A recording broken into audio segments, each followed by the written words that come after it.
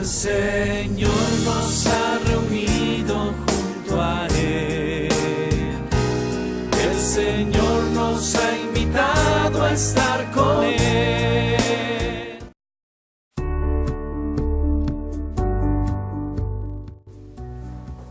En las lecturas de la liturgia de hoy se nos sigue invitando a trabajar por la unidad y la paz, y se nos dan las claves para lograr esa unidad y esa paz. Y en el Evangelio se nos invitará a ser agentes de cambio, a hacer la diferencia en cualquier ambiente en el que nosotros nos encontremos. La primera lectura está tomada de la carta a los Efesios en el capítulo 5, versículos del 21 al 33. Este texto es bastante utilizado en los movimientos para matrimonios, en los retiros para parejas, en los temas de matrimonio y de familia. Es el famoso texto donde San Pablo exhorta a las mujeres a someterse a sus maridos y respetarlos en todo. A los hombres les pide que amen a sus mujeres como Cristo amó a la iglesia y se entregó por ella. Así los maridos deben amar a sus esposas, cuidarlas como cuidan a sus propios cuerpos. En fin, es un tema pues que utiliza la figura, lo interno de las relaciones matrimoniales, y aunque es cierto que podemos iluminar la realidad matrimonial, las relaciones dentro del matrimonio con ese texto, no podemos olvidar que el objetivo de ese texto no es hablar sobre los principios del matrimonio. En realidad, la carta a los Efesios tiene como objetivo hablar sobre la unidad en medio de la diversidad. Los biblistas le han llamado a la carta a los Efesios la carta magna de la unidad. Recuérdense ustedes que la situación de estos cristianos ya es distinta a los cristianos de primera generación. Los cristianos de la carta a los Efesios son cristianos de segunda y tercera generación. Los cristianos de primera generación, como ustedes recordarán, todos eran judíos. Jesús era judío, los apóstoles eran judíos, los que escucharon el Evangelio, las comunidades que se formaron en torno a la predicación de Jesús eran judíos. Por lo tanto, eran cristianos que practicaban también la religión judía, es decir, todas las tradiciones del judaísmo, la circuncisión y toda la ley que el judaísmo conllevaba. El problema se da cuando el Evangelio trasciende la frontera de Israel y empieza a llegar a personas que no practican el judaísmo, los llamados gentiles o paganos. Los cristianos que venían de pueblos gentiles o paganos se encontraron con esta pregunta: bueno, nosotros tenemos que abrazar el cristianismo o el judaísmo. Y esa fue la primera gran discusión a lo interno de la iglesia, puesto que ustedes recordarán que Pablo estuvo metido dentro de esa discusión allá en el libro de los Hechos de los Apóstoles, en la carta a los Gálatas, como él pues defiende que el cristiano anuncia el cristianismo, la fe en Jesucristo, y cómo pues se enfrenta a aquellos que querían judaizar a los cristianos que venían de mundos, de ambientes no judíos. Ese es el contexto. Ahora bien, para la época de la carta a los Efesios, escrita después de la destrucción del templo de Jerusalén, años 70, ese ya no es el problema. Ya los cristianos ya no tienen el problema de si deben abrazar el judaísmo o no. Ya Israel está dispersado, ha sido destruido, el templo de Jerusalén ya no existe. Por lo tanto, ahora los cristianos que provienen del judaísmo son una pequeña parte frente a una gran cantidad de cristianos que vienen del mundo pagano, del mundo gentil, de cristianos no judíos. Entonces ahora la problemática es cómo generar la unidad en medio de la diversidad, y ese es el tema de la carta a los Efesios.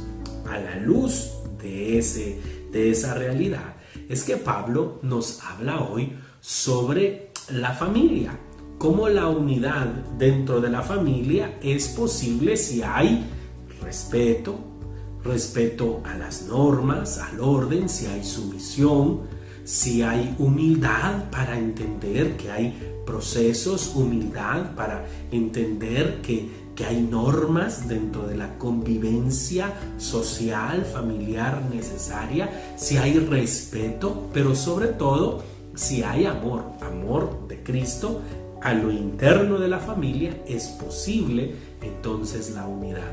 De igual manera, que es el gran tema de la carta a los Efesios, dentro de la iglesia será posible la unidad en medio de la diversidad, en medio de que el otro pues no piense como yo, no tenga las mismas costumbres que yo tengo, no tenga las mismas ideas que yo tengo. La unidad es posible si al final todos tendemos hacia Cristo y nos respetamos, nos presentamos ante los demás con humildad, con respeto y sobre todo con amor, con el amor de Dios en nuestros corazones.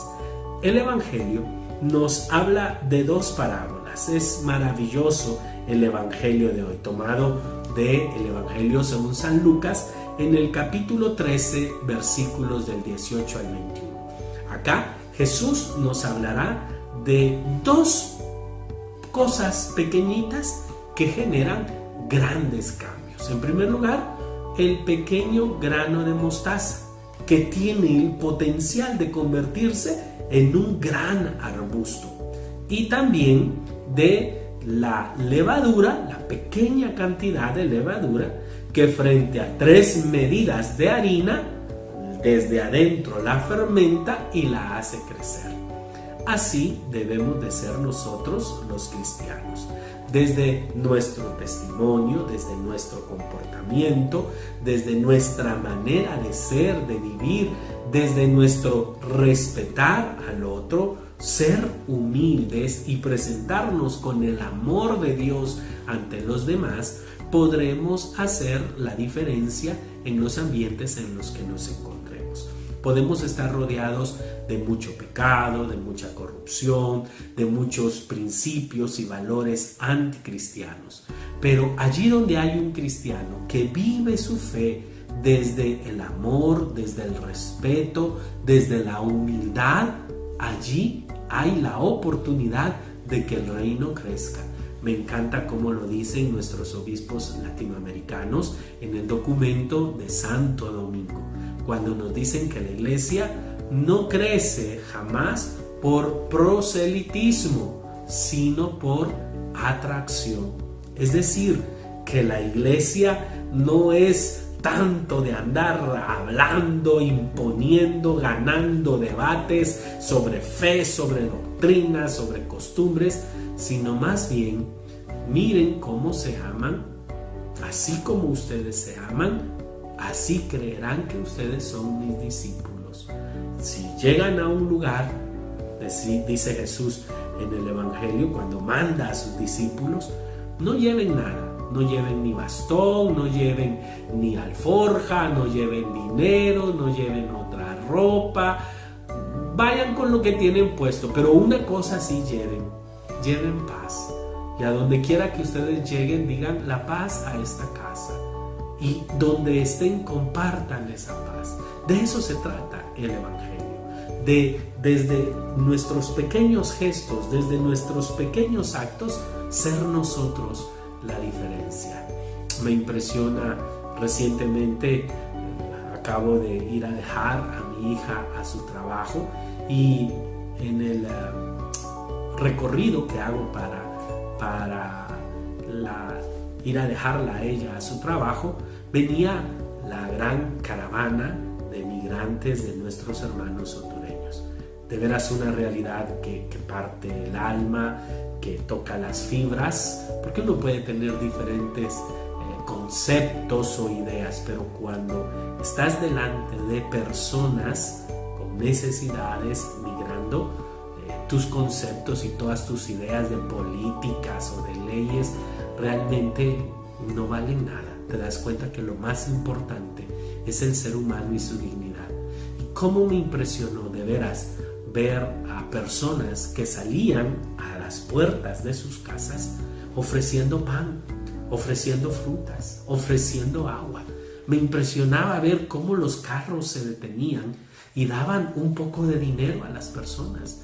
Y yo decía, pequeños gestos que cómo ayudan en el caminar al que va sufriendo, al que va en búsqueda de sus sueños, al que por cualquier razón lleva una carga muy grande en su vida.